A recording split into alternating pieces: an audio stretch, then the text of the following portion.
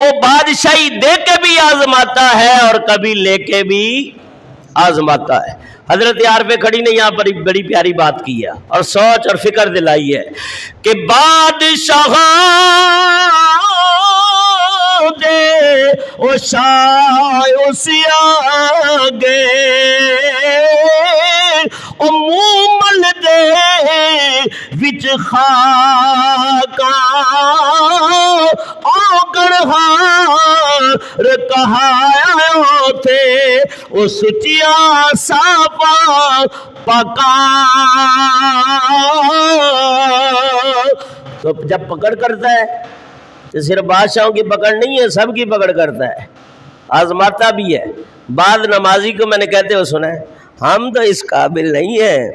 کہ ہم اس کا امتحان دیں، بریانی کی پلیٹ کھانے کے تو لائق ہیں، قورمے کی ڈش ختم کرنے کے لیے تو قابل ہیں، اور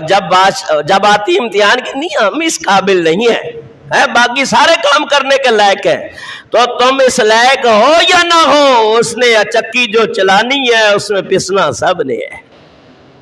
قرآن کا فیصلہ ہے، اس نے آزمانا ضرور ہے۔ اب کوئی آزمائش میں پاس ہوگا، کوئی فیل ہوگا۔ افحسبتم انما خلقناکم عبثا وانکم الینا لا ترجعون، کیا تم یہ سمجھتے ہو کہ بیکار پیدا کیے گئے، عبث پیدا کیے گئے؟ نہیں نہیں، کوئی تمہارا مقصد بھی ہے، کوئی تمہارا مقصد بھی ہے۔ اور دوسرے مقام پہ توجہ کرو، اللہ تعالیٰ فرماتا ہے وَلَقَدْ فَتَنَّ الَّذِينَ مِن قَبْلِهِمْ فَلَيَعْلَمَنَّ اللَّهُ الَّذِينَ صَدَقُوا وَلَيَعْلَمَنَّ الْكَاذِبِينَ۔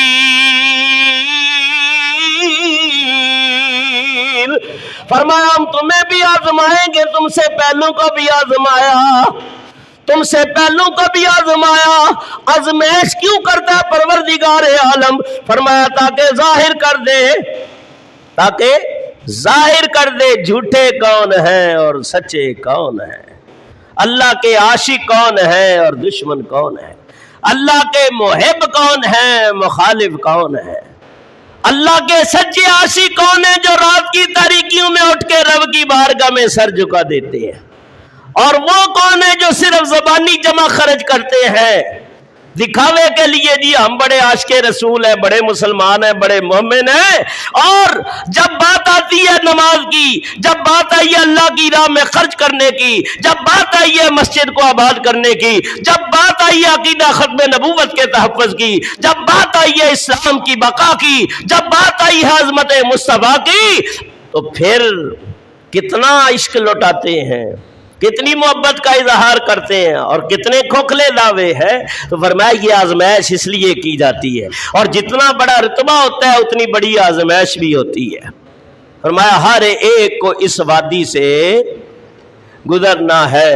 اور اس بھٹی سے اللہ نے گزارنا ہے۔ فرمایا کہ کبھی اللہ بچہ لے کے بھی آزمائے گا، وَلَنَبْلُوَنَّكُمْ بِشَيْءٍ مِّنَ الْخَوْفِ وَالْجُوعِ وَنَقْصٍ مِّنَ الْأَمْوَالِ وَالْأَنفُسِ وَالثَّمَرَاتِ وَبَشِّرِ الصَّابِرِينَ۔ بھوک سے، پیاس سے اور بچوں سے، باغات میں مالوں میں کمی کر کے فرمایا ہاں جو سچا عاشق ہے وہ کہتا ہے ہمیں ان چیزوں کی پرواہ نہیں ہے، اور سارا بھی چلا جائے پرواہ نہیں ہے۔ حضرت ایوب علیہ السلام جیسے عاشق بھی ہے، یا اللہ کیڑے پڑ گئے کوئی بات نہیں، بس دل سلامت رکھنا، زبان سلامت رکھنا، زبان سے تیرا ذکر رہے، دل میں تیری یاد رہے۔ ایسے بھی ہے، ایسے بھی ہے۔ اور ہر میں کسی پہ اٹیک نہیں کرتا، پھر بولیں گے مولوی صاحب ہم میرے ہی رگڑتے رہتے ہیں۔ تو ہر ایک اپنا اپنا محاسبہ کرے۔ فرمایا بادشاہ تھی او پیک مگاوے او تخت بہاوے گھائی او کچھ پرواہ نہیں او گھر اس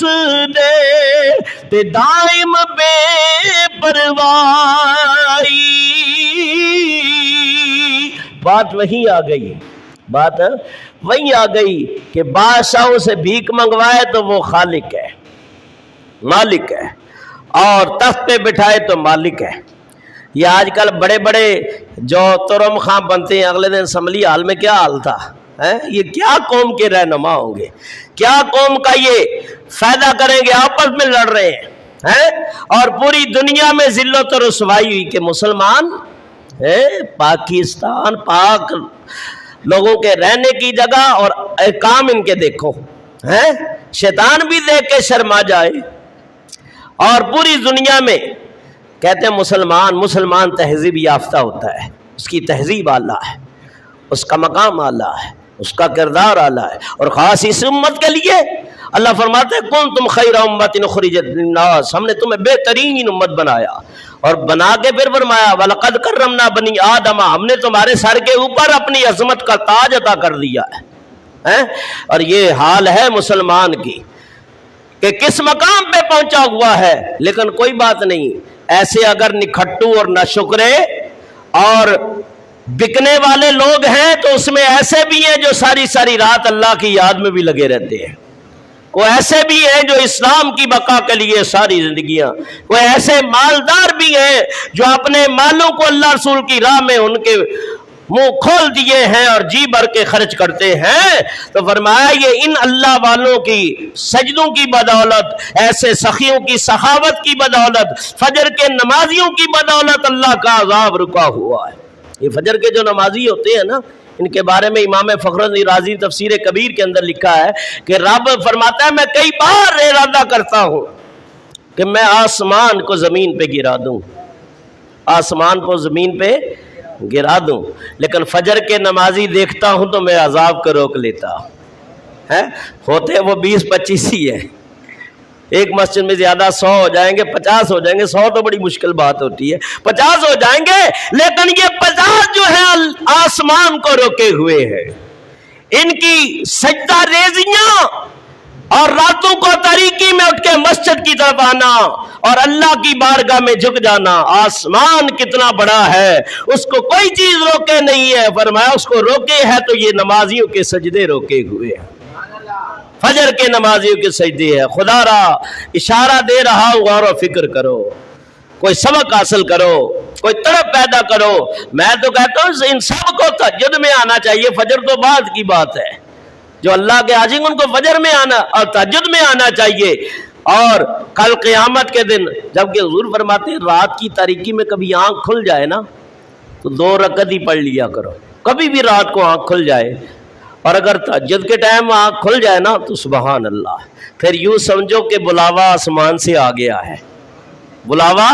آسمان سے آ گیا ہے، اور رب نے یاد کیا اپنے بندے کو تو بندہ بھی اٹھ کے اپنے رب کو یاد کرے۔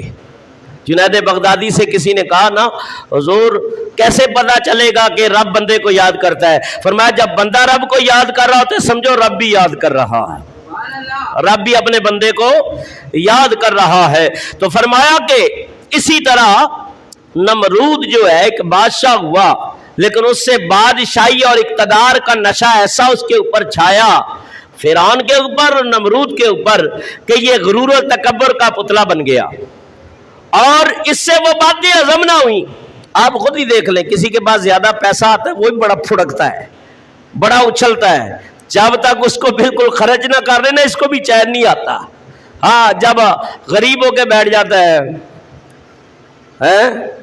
جیسے 40 دن کا سوگ منا رہا ہے، یہ حالت ہو جاتی ہے۔ تو انسان کی فطرت ہے، اللہ فرماتا ہے یہ جلد باز ہے، یہ ناشکرا ہے،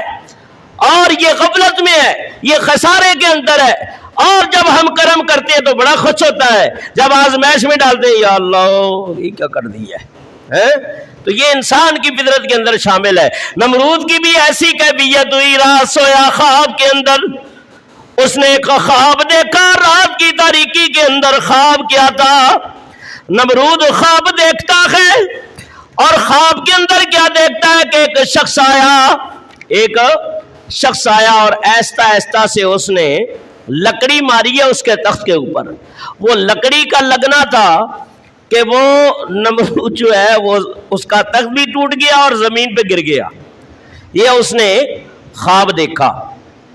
جب اس نے خواب یہ دیکھا کہ ایک ستارہ طلوع ہوا اور اس کی روشنی آفتاب کی روشنی پہ غالب آ گئی، یہ اس نے دیکھا۔ ایک نوبت ایسی آئی کہ آفتاب کی روشنی اس کے سامنے ماند پڑ گئی۔ اس خواب سے اس کی کیفیت منقلب ہوئی، بڑا پریشان ہوا اور کہنے لگا کیا کروں؟ سارے نجومیوں کو اکٹھا کیا تو نجومیوں نے اس کو کہا بادشاہ تیرا دور ختم ہوا، جیسے نوشیروان نے خواب دیکھا تھا، کہا با تیرے پاس بھی چند سال رہ گئے ہیں، تیری بادشاہی بھی ختم ہونے والی ہے۔ تو یہاں تک کہ فَقَالُوا لَهُ أَن يُولَدَ فِي بَلَدِكَ هَٰذِهِ السَّنَةَ غُلَامٌ يُغَيِّرُ دِينَ أَهْلِ الْأَرْضِ وَيَكُونُ ہلاکُکَ وَزَوَالُ مُلْکِکَ عَلَىٰ یَدَیْ۔ تفسیر ساوی والا امام ساوی لکھتے ہیں کہ انہوں نے کہا تیرے شہر میں اس سال ایک بچہ پیدا ہوگا اور وہ ایسا بچہ ہوگا جو اہل زمین کے دین کو بدل دے گا۔ اور جیسے حضور کی ولادت سے پہلے خواب آئے، حضرت عبد المطلب کو آئے، حضرت آمنہ کو آئے سلام اللہ علیہا، حضرت عبداللہ کو آئے، اور بہت سارے صالحین نے خواب دیکھے کہ ایسا بچہ، اور یہود و نصارہ کے بڑے کاہنوں نے بھی کہا کہ وہ ستارہ طلوع ہو گیا ہے جو سب سے زیادہ افق کے اوپر۔ حضرت حسان میں ثابت کہتے ہیں میں 8-10 سال کا تھا، وہ یہودی ایک مکے کی پہاڑی کے اوپر چڑھا اور چیخ رہا تھا یا معشر الیہود، اے یہودیوں کٹھے ہو جاؤ، اے نصرانیوں کٹھے ہو جاؤ۔ کہا کیا ہوا؟ فَطَلَعَ محمد، فرمایا وہ ستارہ محمد طلوع ہو گیا ہے، اور جس کی خبریں آسمان والوں سے اور اہل زمین نے دی ہے، تو یہ خبریں آتی رہی ہیں۔ کہا وَيَكُونُ هَلَاكُكَ وَزَوَالُ مُلْكِكَ عَلَىٰ يَدَيْ۔ نمرود سے کہنے لگے تیرے ہاتھوں سے، فرمایا اس کے ہاتھوں سے تیری ہلاکت ہوگی، تیری بادشاہی کو زوال پہنچے گا، وہ بچہ ایسی شان والا۔ اب بندہ جو ہے نا بڑی کوشش کرتا ہے کہ کسی طرح میں اپنے جو مشورے ہیں، ارادے ہیں، اس کو عزم صمیم کو پایا تکمیل تک پہنچاؤں، لیکن پایا تکمیل تک وہی ارادے پہنچتی ہیں جو نیک ہوں، وہی ارادے پہنچتی ہیں جن میں خیر خواہی ہو، وہی ارادے پہنچتے ہیں جس میں مخلوق کی بھلائی ہو۔ اگر کسی کو نقصان پہنچانے کا ارادہ ہے تو یاد رکھو اگر پہنچا بھی لیا تو پکڑ تمہاری ہے، ارادہ بد کر لیا تو برے ارادوں کے اوپر بھی پکڑ ہے۔ لیکن فرمایا کہ سوچ رکھو تو اچھی رکھو۔ نمرود نے کہا یہ تو کوئی بات ہی نہیں ہے، میں ایسا کام کروں گا کہ اس بچے کو امان ہی نہیں دیں گے۔ یہاں تک کہ اس نے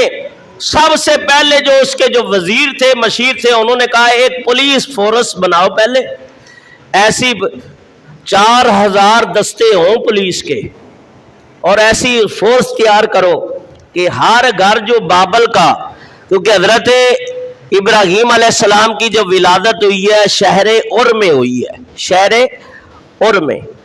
اور یہ بابل کے قریب ہے شہر ار، اور جو ابھی جغرافیے کے حساب سے اسے عراق کہتے ہیں، تو پہلے اس کا نام تھا اور مقام اور کہتے تھے۔ یہی حضرت ابراہیم علیہ السلام، اور حضرت ابراہیم کے والد ہیں حضرت تارخ، والدہ کا بعد نے نونا لکھا ہے، بعد نے مختلف نام لکھے ہیں حضرت ابراہیم علیہ السلام کی والدہ کے۔ تو اس نے 4000 دستے متعین کر دیے بھئی، اور ڈیوٹی لگا دی جہاں بھی عورت امید سے ملے اور اس کے اوپر نگرانی رکھو، جیسے ہی بچہ پیدا اس کو ذبح کر دیا جائے۔ تو لہٰذا فرمایا کہ اس نے 1,00,000 بچے اس طرح ذبح کرا دیے کہ اس کا تخت بچ جائے، اس کا اقتدار بچ جائے، جیسے ہمارے حکمراں کرتے ہیں۔ یہ جتنے بیٹھے ہوئے ہیں پھر کہتے ہیں مولوی صاحب سیاسی باتیں کرتے ہیں، سیاسی گفتگو کرتے ہیں۔ یہ کسی دور میں کسی نے سیاسی لیڈر نے کہا تھا کہ یہ حمام ایسا ہے اس میں سارے ہی ننگے ہیں، ہاں اس میں کوئی بھی خیر خواہ نہیں ہے، کوئی اکا دکا تو، لیکن وہ ایک دو تو گنتی میں نہیں آتے نا۔ لہذا جہاں آوے کا آوہ ہی بگڑا ہو تو وہاں خیر کی توقع کیسے کی جا سکتی ہے؟ لہذا اس نے 1,00,000 ذبح کرا دیا اپنے اقتدار کی خاطر، اور تاریخ حکمت آتی ہے، حکمرانوں نے اپنے اقتدار کی خاطر، یزید نے اپنے اقتدار کی خاطر 82 نفوس مقدسہ کو شہید کرا دیا ہے۔ فرعون نے کتنے لاکھوں بچے اس نے بھی اپنے تخت کی خاطر ذبح کرا دیے۔ نمرود نے بھی 1 لاکھ بچے ذبح کرا دیے کہ میرا تخت بچ جائے، لیکن اس بدبخت کو پتا نہیں تھی نہ تخت رہے گا نہ تخت والا رہے گا، ایک دن ختم ہو جانا ہے سب نے۔ فرمایا اے دنیا مسافر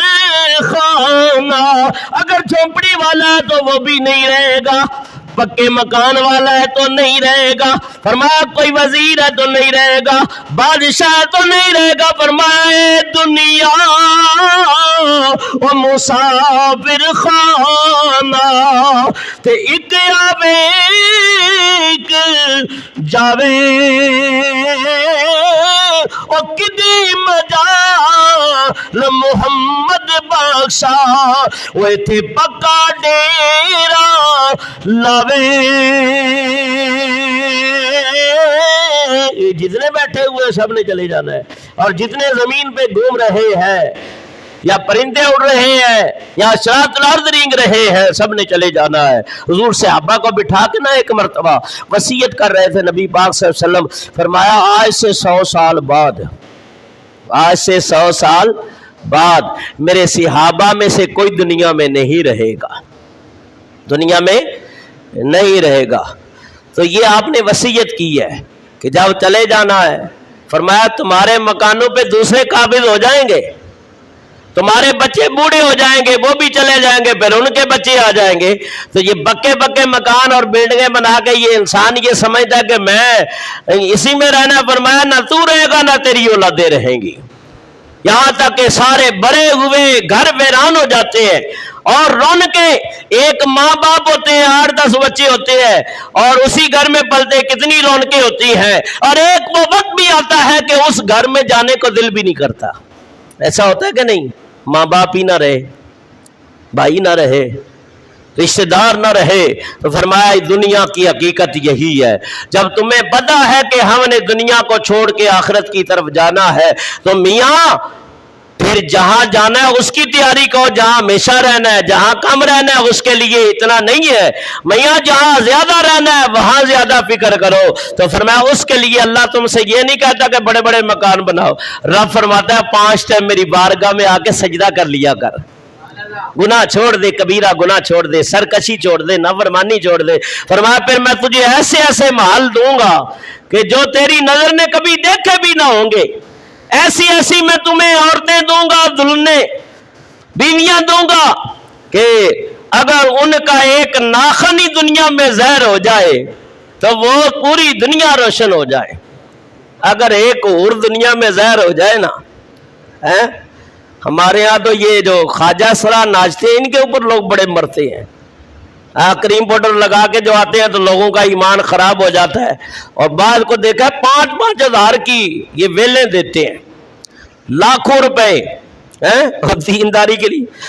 میں بولوں نا مدرسے کے لیے ایک سیمنٹ کی بوری، حضرت حالات اچھے نہیں ہیں، دعا کریں، حالات اچھے نہیں ہیں، یہ حالت ہوتی ہے لوگوں کی۔ اور اللہ کے بندو جو آخرت کے لیے ذخیرہ کرنا ہے اس کا دنیا میں بھی فائدہ اور آخرت میں بھی فائدہ ہے۔ مولوی صاحب 2000 بڑا مشکل ہے، بچی یتیم ہے، بچہ مسکین ہے، پیسہ نکاح کا، اور بات کہتے ہیں آپ کا کون سا زور لگتا ہے، آپ نے کون سی محنت کر میں ہی تو پڑھانی ہے، بھائی 1000 مل جائے 2000 مل جائے، لیکن یہ نہیں پتا کہ پوری زندگی دین کی خدمت کے لیے وقف کر دیا، اس کو کوئی نہیں دیکھتا ہے۔ کیا وہ لکڑی کا بنا ہے امام یا لوہے کا بنا ہے، اس کا کوئی پیٹ ہی نہیں ہے، کھانا پینا نہیں، اس کے عزیز و اقربا نہیں، اس کی بیماری نہیں، غمی نہیں، خوشی نہیں، شادی بیاہ نہیں ہے، یہ چیزیں نہیں ہیں، اس طرح توجہ نہیں، اور اپنی بات آتی ہے تو پھر سارا ہی جائز ہو جاتا ہے۔ تو بھائی یہ اب یہ نہیں ہے کہ آج میری جیب خالی ہے تو میں آپ کی اس طرف یاد دلا رہا ہوں، نہیں، ہر جگہ یہ مسلمان کی سوچ فکر ہے، سوچ فکر کو بدلو، اپنے اندر یہ خیال پیدا کرو۔ فرمایا کہ اللہ رسول کے لیے جتنا آگے بھیجو گے اس کا فائدہ ہے، ورنہ مرنے ابھی تو میتیں پڑی ہوتی ہیں، اولادیں لڑ رہی ہوتی ہیں، فلاں مکان میں لوں گا، فلاں زمین کا ٹکڑا میرا ہوگا، ہوتا ہے کہ نہیں ہوتا؟ تو بھئی جس کے لیے ساری زندگی تم نے کیا ہے اس کو تو چاہیے تھا باپ کو دفناتے، قرآن خوانی کرتے، اس کے لیے صدقات کرتے، وہ اپنی جائیدادوں کے معاملے میں لڑ پڑے۔ الامان والحفیظ، اللہ عقل سلیم عطا فرمائے۔ یہاں تک کہ بات بیچ میں آ جاتی ہے تو کرنی پڑتی ہے۔ فرمایا کہ نمرود نے 1,00,000 بچے ذبح کرا دیے اور متعین کر دیے سپاہی، جہاں پتہ چلتا تھا کہ عورت امید سے ہے، اور جیسے ہی بچہ پیدا ہوتا تو اس کو ذبح کر دیا جاتا۔ لیکن حضرت ابراہیم علیہ السلام کی والدہ، اللہ نے ان کے حمل کو ظاہر نہ کیا اور دائیاں پوچھ گچھ کرنے کے لیے آئی، لیکن خدا کی قدرت ہے کہ اللہ نے اس کو ظاہر نہ کیا، اور جب ولادت کا وقت آیا ان کے دل میں بات ڈال دی گئی، میری بندی فلاں غار میں چلے جاؤ، ولادت کا وقت آ گیا ہے، میرا نبی دنیا میں آنے والا ہے۔ اور میں فانوس بن کر جس کی حفاظت ہوا کرے، فانوس بن کر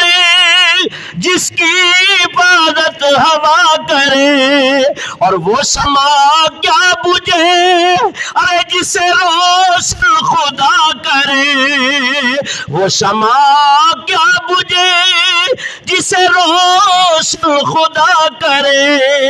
غار کے اندر حضرت ابراہیم کی والدہ تشریف لے گئی، اللہ کا نبی، اللہ کا خلیل دنیا میں آ گیا،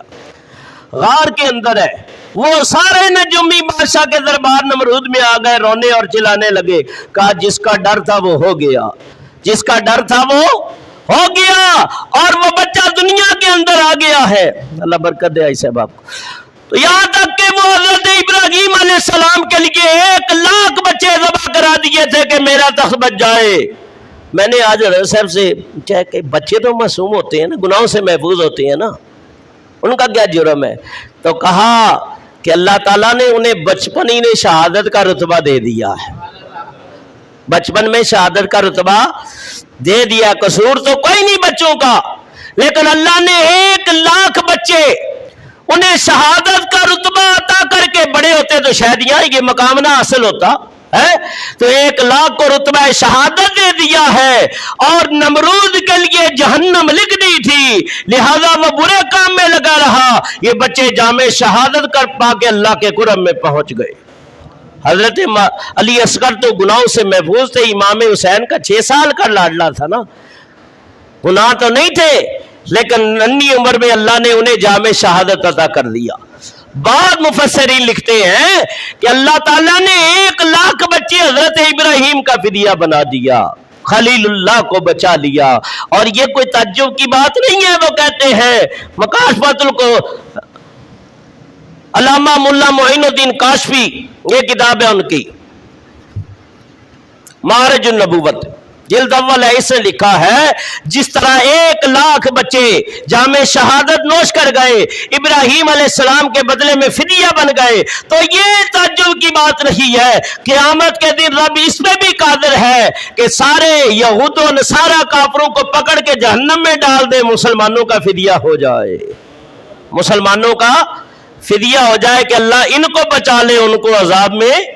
داخل کر دے۔ تو ان کی ایک اپنی ریسرچ ہے، تحقیق ہے، ایک بات کر جاتے ہیں، لیکن بعض باتیں ایسی ہوتی ہیں کہ یہ ضروری نہیں اس سے ہر ایک اتفاق کرے، لیکن صورت مسئلہ بیان ہو گئی ہے۔ فرمایا حضرت ابراہیم علیہ السلام کی ولادت ہو گئی، ماں چھوڑ کے غار کے اندر آ گئی، دودھ پلاتی واپس آ جاتی، فرمایا دوسرا دن ہوتا پھر آپ چلی جاتی، فرمایا بچے کو دیکھا اللہ کا خلیل حضرت ابراہیم علیہ نبی علیہ السلام، دونوں انگلیاں منہ میں ڈالی ہوئی ہے، دونوں انگلیاں منہ میں ڈالی ہے، ایک سے دودھ آ رہا ہے، ایک سے شہد آ رہا ہے، ایک سے دودھ نکل رہا ہے، ایک سے شہد نکل رہا ہے۔ فرمایا حضرت ابراہیم کی والدہ بڑی خوش ہو گئی، لیکن اولاد کا غم، فرمایا کوئی صاحب اولاد ہی جانے، اولاد کا غم بڑا ہوتا ہے، اللہ یہ اولاد کا غم کسی کو نہ دے، بیٹی ہے یا بیٹا ہے، اللہ یہ غم کسی کو نہ دے کہ بعض لوگوں کی عزتوں سے کھلواڑ کرتے ہیں بیٹیوں سے، لیکن جب اپنی ہوتی ہے تو پھر قدر آتی ہے، کہ بیٹی کیا چیز ہے، لوگوں کی عزتوں سے کھیلا نہ کرو، اس یہ مکافات عمل ہے، اللہ کی پکڑ ہے۔ ہاں اللہ کی پکڑ کی چکی چلتی تو ایستا ایستا ہے لیکن پیستی بڑا باریک ہے، پیستی بڑا باریک ہے، اس لیے خدا کے خوف سے ڈرا کرو اور کسی کو اذیت و تکلیف نہ پہنچاؤ۔ حضرت ابراہیم علیہ السلام دودھ اور شہد آ رہا ہے، اور من و ان، اسی طرح نبی پاک علیہ السلام فرمایا اپنی دونوں انگلیاں امام الانبیاء اپنے منہ مبارک میں ڈال لیتے، ایک سے دودھ آتا ایک سے شہد آتا۔ اور یہ زندگی حضرت ابراہیم علیہ السلام اور حضور کی، یہ زندگی آپ دیکھیں نا دونوں نبیوں کی، فرمایا بڑی ملتی جلتی زندگیاں، اور ابراہیم کو حضور نے بڑا یاد کیا ہے اور حضور کو حضرت ابراہیم نے بڑا یاد کیا ہے۔ اور معراج کی رات حضرت ابراہیم کا سلام ہی اللہ کی بارگاہ میں پہنچایا، تو رب نے جب درود بھیجا ابراہیم پہ تو درود آل محمد پہ بھی بھیج دیا، یہ مقام ہے ان کا۔ فرمایا کہ حضرت ابراہیم علیہ السلام کچھ دن گزرتے رہے، اب پرورش کے اندر ہمارے ہاں تو یہ ہے، آج تو وہ دور ہی ختم ہو گیا دودھ پلانے والا، اب تو دودھ کے ڈبے ہی آ گئے ہیں۔ تو جب تک مائیں دودھ پلاتی تھی بچوں کی صحت بھی اچھی ہوتی تھی، اثر بھی اچھا ہوا، یہ دودھ ڈبے کے دودھ پی پی کے کیا اسلام کے مجاہد بنیں گے؟ ہاں پہلے مائیں دودھ پلاتی تھی، اللہ تعالیٰ کے حبیب فرماتے ہیں کہ ماں کے دودھ کے ایک ایک قطرے پہ اللہ جو ہے نا 1,000 سال کی عبادت کا ثواب دیتا ہے، 1,000 سال کی عبادت کا ثواب عطا کرتا ہے۔ ماں کے دودھ میں اللہ نے تاثیر رکھی ہے، اور جس کا اثر کہتے ہیں 40 سال تک رہتا ہے۔ یہ تو 40 سال والے اپنی جگہ، میں کہتا ہوں کہ ماں کی دعاؤں کا اثر اور دودھ کا قبر تک چلتا ہے، اور مائیں نیک ہوتی تو بیٹے بھی ایسے۔ ابراہیم علیہ السلام چلتے رہے، پرورش پاتے رہے، جاتی رہی، یہاں تک بعض روایتوں میں 7 سال اور بعض روایتوں میں 15 سال، بعض نے کہا 17 سال آپ اسی غار میں رہے، اسی ڈر کی وجہ سے آپ کو چھپایا ہوا تھا تاکہ نمرودی پولیس کے ہاتھوں نہ چڑھے اور شہید نہ کر دیے جائیں، اور فرمایا آپ پرورش پاتے رہے۔ حضرت ابراہیم علیہ السلام جب سوج بوجھ ہوئی، اللہ فرماتا ہے سوج بوجھ تو ہم نے ماں کے بدن کے اندر ہی دے دی، لیکن ظاہری کلام جب کیا ورنہ